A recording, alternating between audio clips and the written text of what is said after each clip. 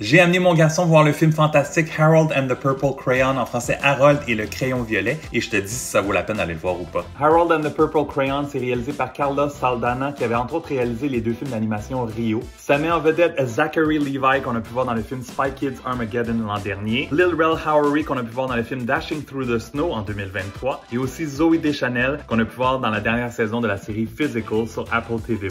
Le film est basé sur un livre de 1955, et ça raconte l'histoire d'Harold, qui peut créer n'importe quel objet avec son crayon magique. Un matin, il n'entend plus la voix familière de son grand-père. Il s'inquiète pour lui et décide d'aller à sa recherche dans un endroit dont le vieil homme lui a souvent parlé, le monde réel. Là-bas, il va faire la rencontre de Terry et son fils Mel, qui vont essayer de l'aider dans sa quête. La personne qui débarque dans un monde réel ou qu'elle connaît pas, on a vu ça des tonnes de fois, entre autres avec Elf où Zooey Deschanel jouait aussi, mais aussi avec Barbie plus récemment, et ça a été souvent mieux fait qu'ici. Les personnages sont joués assez gros. Zooey Deschanel semble un peu blasée. Les meilleures scènes, on a vu quand même plusieurs extraits dans la bande-annonce et le scénario a pas mal de faiblesses. Je me suis quand même amusé durant les 2/3 du film, mais la dernière demi-heure a été plus pénible. Le méchant est vraiment pas réussi et très inintéressant. L'essentiel ici, c'est que mon garçon de 6 ans a adoré. Il a l'âge parfait pour le film. Il a vraiment ri, il a vraiment embarqué dans l'histoire. Restez à la fin parce qu'il y a une petite scène cachée durant le générique. Si vous n'avez pas encore vu Inside Out 2, allez voir ça à la place, je vous le conseille. Mais sinon, Harold peut quand même divertir votre enfant. Ça dure 1h30 et je lui donne 2 étoiles et demie sur 5.